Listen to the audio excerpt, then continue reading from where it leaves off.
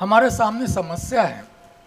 समस्या ये है कि संविधान जिंदा रहना चाहिए। समस्या ये भी है कि डेमोक्रेसी जिंदा रहनी चाहिए। समस्या ये भी है कि डेमोक्रेसी जिंदा रहनी चाहिए। सारे वक्ताओं ने ये बात कही है कि संविधान के माध्यम से जो डेमोक्रेसी, जो लोकतंत्र प्रस्तापित हुआ है, वो पॉलिटिकल डेमोक्रेसी है। और डॉक्टर आम्बेडकर ने ये कहा था 25 नवंबर 1949 को कि जब तक यह पॉलिटिकल डेमोक्रेसी सोशल डेमोक्रेसी में ट्रांसफॉर्म नहीं होगी, तब तक सही अर्थों में परफेक्ट डेमोक्रेसी भारत में अस्तित्व में नहीं आएगी। इतना ही नहीं, इस पॉलिटिकल डेमोक्रेसी के अस्तित्व के सामने भी प्रश्न चिन्ह खड़ा होगा। पॉलिटिकल डेमोक्रेसी 2014 में मोदी जी आने के बाद भी जिंदा क्यों है? पॉलिटिकल डेमोक्रेसी 2014 में मोदी जी सत्ता में आने के बाद, आरएसएस सत्ता में आने के बाद, या फिलॉसफी सत्ता में आने के बाद भी पॉलिटिकल डेमोक्रेसी जिंदा क्यों है? क्योंकि आरएसएस की या हिंदुत्व की विचारधारा या डेमोक्रेसी के अगेंस्ट में, जो असमानता में विश्वास करते हैं, जो जाति व्यवस्था में विश्वास करते हैं, वो लोग कभी भी डेमोक्रेसी में विश्वास नहीं कर सकते। फिर भी पॉलिटिकल डेमोक्रेसी क्यों जिंदा है?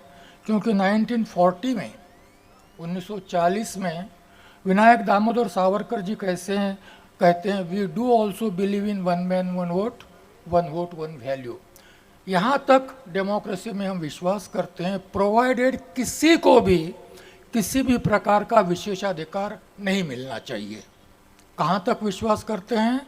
One man one vote one value, provided किसी को भी, वो अनुसूचित जाति हो सकते हैं, अल्पसंख्यक हो सकते हैं, किसी का भी। और आगे विवरण में वो कहते हैं, जेफ्रोलेट आगे विवरण में वो कहते हैं, क्योंकि one man one vote value, one man one vote value, इस प्रिंसिपल को हम फॉलो करते हैं, तो हिंदू मतों का ध्रुवीकरण कर कर हम सत्ता में आ सकते हैं और सत्ता में बने रह सकते हैं जब तक ध्रुवीकरण की प्रक्रिया शुरू रहेगी।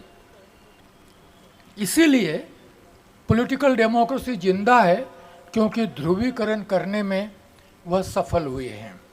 और जब तक ध्रुवीकरण होता रहेगा धर्म के नाम पर, तब तक पॉलिटिकल डेमोक्रेसी जिंदा रहेगी। पॉलिटिकल डेमोक्रेसी को सोशल डेमोक्रेसी में ट्रांसफॉर्म करने के लिए क्या प्रयास हुए? हम रिप्रेजेंटेशन की बात करते थे, पॉलिटिकल रिप्रेजेंटेटिव्स की बात हम करते हैं। ये हम सब लोग मानते हैं कि जब तक जॉइंट इलेक्टोरेट्स है, तब तक हमारा प्रतिनिधि चुनकर नहीं आ सकता। ये आरक्षण जिंदा इसीलिए अभी तक, क्योंकि जो सत्ता में पक्ष होगा उसी के पक्ष के लोग आरक्षित जगह पर भी चुन कर आते हैं। जिस दिन सत्ता पक्ष के पार्टी के लोग आरक्षण से चुनकर नहीं आएंगे, शायद उस दिन पॉलिटिकल आरक्षण समाप्त हो जाएगा। जॉइंट इलेक्टोरेट जब तक है, तब तक बदलने की संभावना कितनी है मुझे मालूम नहीं। खत्म होने की संभावना फिलहाल नहीं है, क्योंकि कायम रखने में सत्ता पक्ष का स्वार्थ निहित है। पॉलिटिकल डेमोक्रेसी को सोशल डेमोक्रेसी में ट्रांसफॉर्म करने की जरूरत बहुसंख्यकों को कभी थी नहीं, आज भी नहीं है और आगे भी नहीं रहेगी। परंतु पॉलिटिकल डेमोक्रेसी के माध्यम से सोशल डेमोक्रेसी की ओर जाने की जरूरत हम लोगों को है। पॉलिटिकल डेमोक्रेसी के माध्यम से सोशल डेमोक्रेसी की ओर जाने की जरूरत हम लोगों को है। यदि हम प्रयास नहीं करेंगे तो सिस्टम में परिवर्तन की संभावनाएं बिल्कुल बनी नहीं रह सकती। हमें सोचकर बैठें कि बहुसंख्यक लोग परिवर्तन की बात करेंगे तो यह परिवर्तन कभी भी संभव नहीं होगा।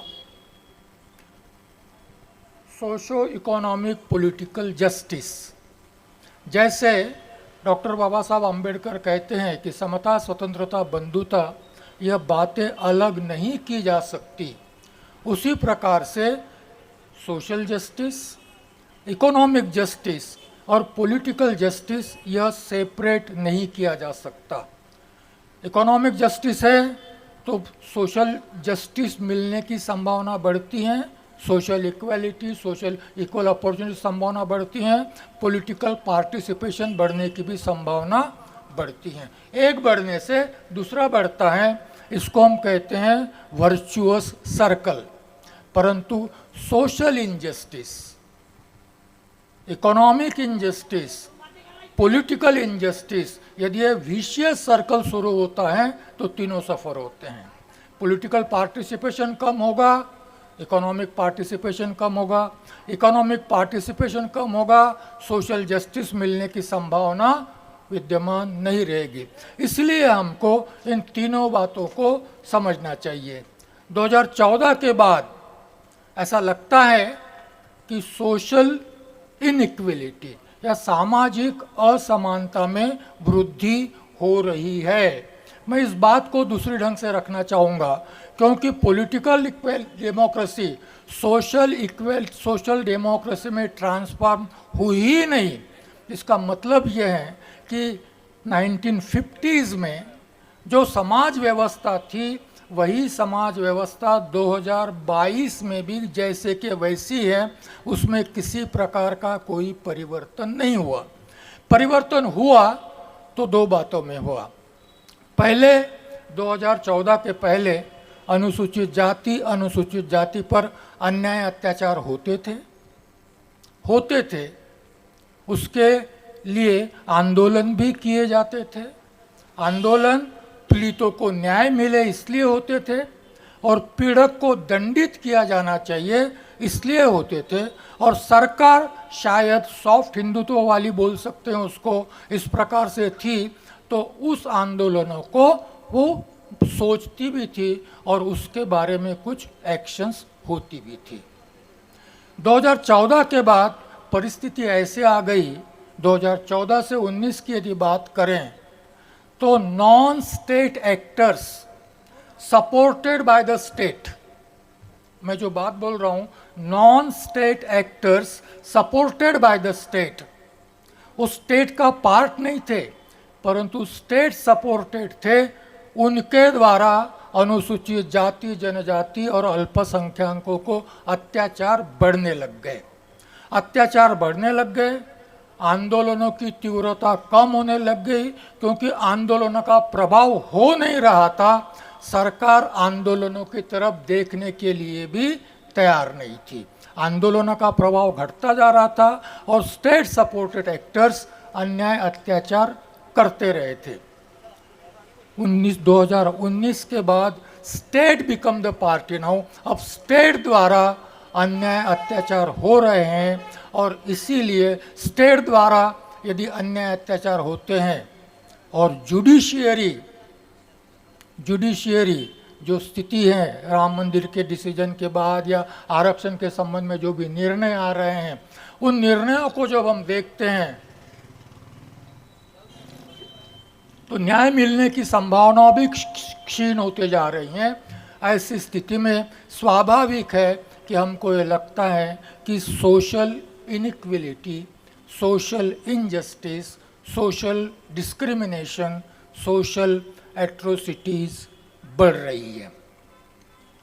मैं यहाँ पर जिक्र करना चाहूँगा, अभी ईडब्ल्यूएस के आरक्षण के बारे में सर्वोच्च न्यायालय का जो डिसीजन आया है वो, इसका जिक्र मैं उस संदर्भ में करना चाहूँगा कि जब संविधान सभा में 30 नवंबर 1948 को मसौदे का आर्टिकल 10, अभी संविधान में वो आर्टिकल 16 है, जब उसके बारे में चर्चा हो रही थी तो डॉक्टर अंबेडकर जी ने स्पष्टतया कहा था कि अनुच्छेद का खंड 1 और अनुच्छेद का खंड 4 दोनों यदि संविधान में जिंदा रहना है, दोनों यदि कार्यप्रवण रहने हैं तो आरक्षण की मर्यादा कुछ शब्द यह है कि the reserve seats must always be in minorities.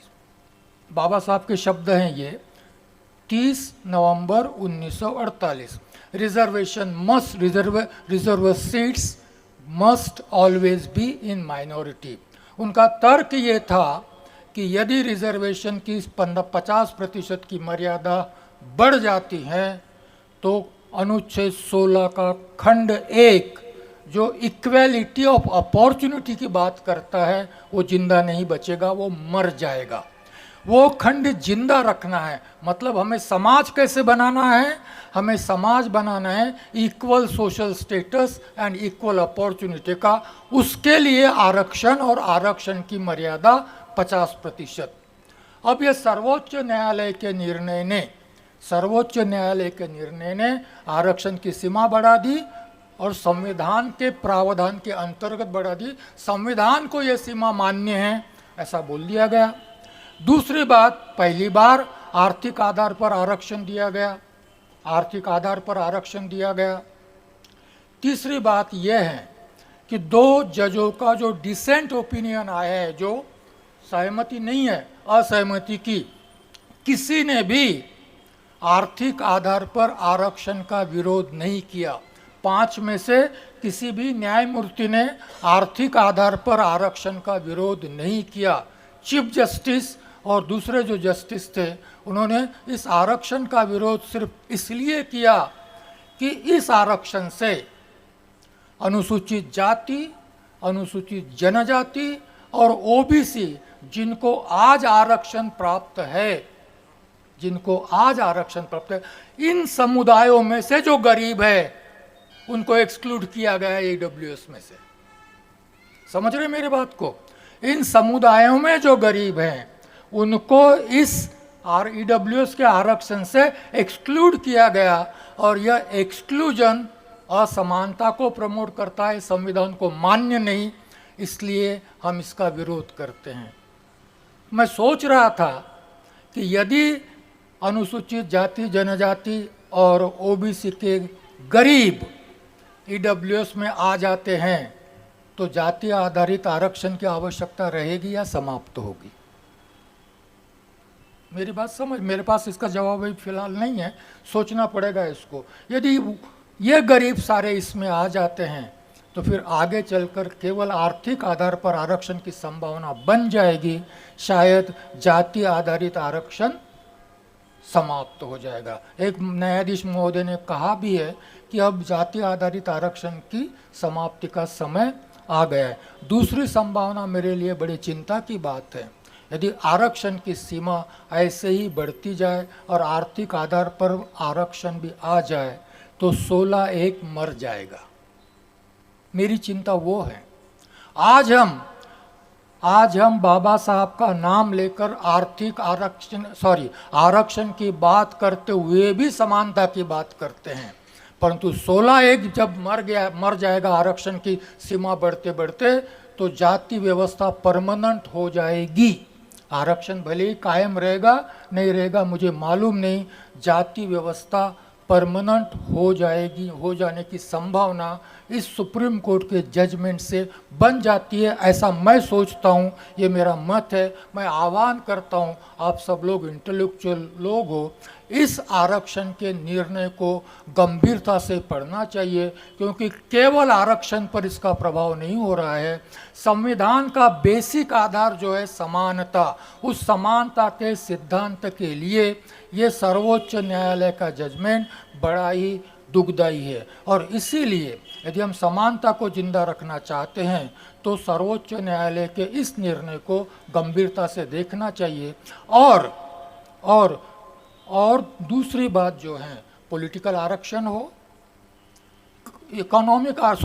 Services में आरक्षण हो या एजुकेशन में आरक्षण हो, एक सवाल कभी कभी मेरे मन में आता है, मैं थोड़ा सर से सहमत हूँ कि भाई जब तक बहुसंख्यांक अपने आप को बदलेंगे नहीं तब तक इस समाज में समानता नहीं आ सकती। इस मत से मैं सहमत हूँ, परंतु जब तक हम लोग उनको बदलने के प्रयास नहीं करेंगे शायद तब तक भी समानता हमसे दूर ही रहेगी। प्रयास हमें करने हैं। If we are the representatives, आरक्षण के लाभार्थी यदि हम रिप्रेजेंटेटिव्स हैं तो हम लोगों का दायित्व बनता है कि समानता लाने के लिए रिप्रेजेंटेटिव्स करके प्रयास करें, आरक्षण के केवल लाभार्थी ना रहे। आर्थिक आरक्षण की बात जब हम करते हैं, आर्थिक असमानता की बात करते हैं, थोरात जी ने बड़े विस्तार से इस बात को रखने का प्रयास किया है। मैं एक दो चीज़ों की ओर ध्यान आकर्षित करना चाहता हूँ और मैं भी वही रेफ़र करूँगा जो थोरात साहब ने रेफ़र किया है। स्टेट्स एंड माइनॉरिटीज़ का रेफरेंस मैं भी देना चाहूँगा। 5वीं सबसे बड़ी अर्थव्यवस्था 2027 तक शायद तीसरी सबसे बड़ी अर्थव्यवस्था बनने की संभावनाएं व्यक्त की जा रही हैं। जापान और जर्मनी को पीछे छोड़कर हम तीसरी अर्थव्यवस्था बनेंगे। मैं आर्थिक असमानता की बात कह रहा हूँ, जैसे कैसे बढ़ रही है। दूसरी ओर ये चित्र प्रस्तुत किया जाता है कि इतनी बड़ी अर्थव्यवस्था होने के बाद भी भारत का per capita income Bangladesh, Indonesia और श्रीलंका जैसे भारत की तुलना में गरीब अर्थव्यवस्था होने के बाद भी अधिक है। ऐसा भी देखिए इसको, श्रीलंका, इंडोनेशिया और बांग्लादेश, इनका पर कैपिटा इनकम भारत से ज़्यादा है। मैं दूसरी ओर ध्यान आकर्षित करना चाहता हूँ। एक तरफ अदानी अंबानी की संपत्ति बढ़ रही है। 2 साल, कोरोना के 2 साल में 2 लाख करोड़ की संपत्ति 17,40,000 करोड़ हो गई है। 2 साल में 2 लाख करोड़ की संपत्ति अडानी की 17,40,000 करोड़ हुई है। मोदी की ही बात करें तो मोदी जी कहते हैं कि 80 करोड़ लोगों को हम मुफ्त में अनाज देते हैं। समझ में आ रही बात? 80 करोड़ लोगों को मुफ्त में अनाज देते हैं। ये मुफ्त में अनाज पाने वाले लोगों को मोदी सरकार ने बेनिफिशियरी वोटर बनाया है। ये शब्द सुन लीजिए, 80 करोड़ मुफ्त में अनाज पाले, क्योंकि उनका अभियान चालू है। गवर्नमेंट स्कीम्स के अंतर्गत जिनको जिनको लाभ मिल रहे हैं सबके यहाँ उनका कार्यकर्ता पहुँच रहा है और ये बताने का प्रयास कर रहा है कि तुम मोदी सरकार की इस योजना के लाभार्थी हो, सरकारी योजना के नहीं, सरकारी योजना के नहीं। हमारी सरकार नहीं है, डेमोक्रेसी है, डेमोक्रेसी है, हमारे चुने हुए लोग हैं, उनकी सरकार बनी है, हमारी सरकार नहीं है, सरकार मोदी जी की है और हम मोदी जी के सरकार के लाभार्थी हैं।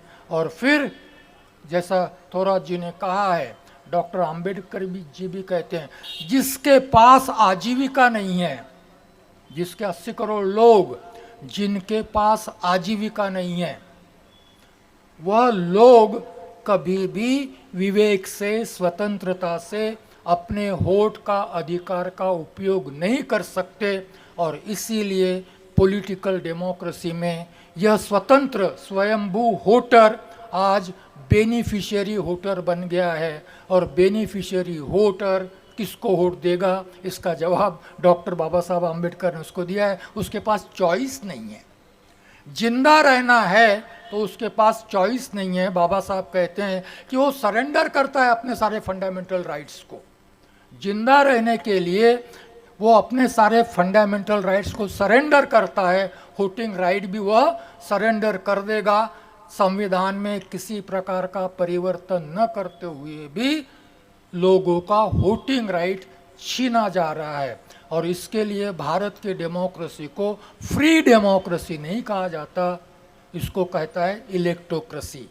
चुनाव है इसलिए डेमोक्रेसी भारत में जिंदा है। और इसीलिए हम गर्व के साथ कहते हैं कि इतना सारा होने के बाद भी डेमोक्रेसी जिंदा है। यह सरकार की नीति है। आर्थिक विषमता बढ़े, आर्थिक विषमता बढ़े होटर बेनिफिशियरी होटर हो, गरीबी बढ़े, यह सरकार, अमीरों की अमीरी बढ़े, गरीबों की गरीबी बढ़े, यह सरकार की इकोनॉमिक पॉलिसी है। ऑटोमेटिक नहीं हो रहा है, जानबूझकर यह किया जा रहा है। क्यों किया जा रहा है जानबूझकर? मेरी दृष्टि से दो कारण हैं। अडानी अंबानी, इसको एक बड़ा अच्छा शब्द प्रयोग किया गया है, क्रोनी कैपिटलिज्म। इसको हिंदी में अनुवाद कर यारी पूंजीवाद कहा जाता है। यारी भांडवलदारी, दोस्ती का भांडवलदारी। कुछ दोस्तों को हम बेनिफिट देते हैं। इसके दो लाभ हैं। पहला लाभ तो यह है कि इलेक्शन बहुत खर्चीला हो गया है, पैसा चाहिए। सबसे अमीर पार्टी कौन सी है भारत में? सबसे अमीर पार्टी कौन सी है? बीजेपी है। इलेक्टोरल बॉन्ड्स का फंड्स सबसे किसको मिलता है? सबसे अधिक खर्च कौन कर सकता है? सबसे अधिक खर्च भी। इलेक्शन जीतने के लिए जितना पैसा चाहिए उतना पैसा हम आपको देते हैं। प्रॉफिट कमाने के लिए अर्थव्यवस्था इस प्रकार से बनी रहनी चाहिए कि हमारा प्रॉफिट बनता रहे, और आपने उनको सोशल स्लेव बनाया है, हम उनको इकोनॉमिक स्लेव बनाएंगे। ये अर्थव्यवस्था क्या कहाँ ले जा रही है हम लोगों को? हमको समाज व्यवस्था सामाजिक गुलाम बना रही है, तो अर्थव्यवस्था हमको इकोनॉमिक स्लेव बनाने की ओर ले जा रही है। और फिर इसका परिणाम क्या होगा? इसका परिणाम वही होगा जो यह व्यवस्था चाहती हैं, और वो व्यवस्था का परिणाम ये होगा कि आर्थिक दृष्टि से हम आजीविकाहीन होंगे, सोशल दृष्टि से हमारी स्थिति वही बन जाएगी, पॉलिटिकल राइट्स हम लोगों के पास नहीं रहेंगे।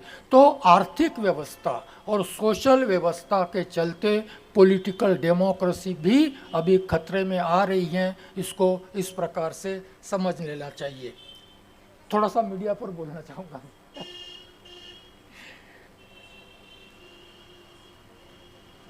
1920 31 जनवरी मूक नायक की बात आपने कही है, मूक नायक की बात कही है। और मूक नायक के पहले अंक में डॉक्टर आम्बेडकर कहते हैं, वृत्तपत्र हैं, अखबार है, सवर्णों के भी है और ओबीसी लोगों के भी अखबार है, परंतु हमारी बात कोई भी छापता नहीं। हमारा दुख, हमारा दर्द, हमारी व्यथा, हमारी समस्याएं, हमारा फ्यूचर, इसके बारे में कोई लिखता नहीं।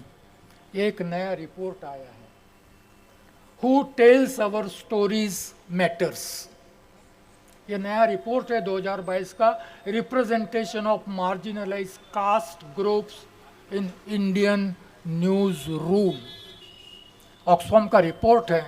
ये कहता है कि अनुसूचित जाति लोअर लेवल पर मेन स्ट्रीम मीडिया में हार्डली 3% अस्तित्व है।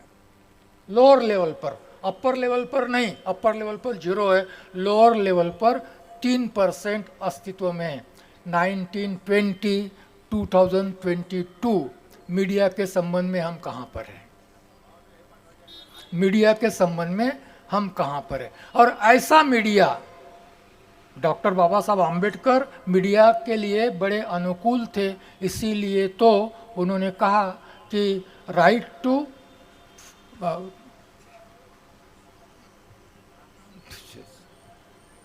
Freedom of thought and expression, freedom of thought and expression, भाषण, freedom of speech, freedom of thought, freedom of expression. संविधान सभा में डिस्कशन हुआ इस पर। संविधान सभा में डिस्कशन में डॉक्टर आम्बेडकर के सामने प्रस्ताव, गोयनका जी थे, गोयनका ने कहा कि प्रेस की स्वतंत्रता का अलग से उल्लेख होना चाहिए।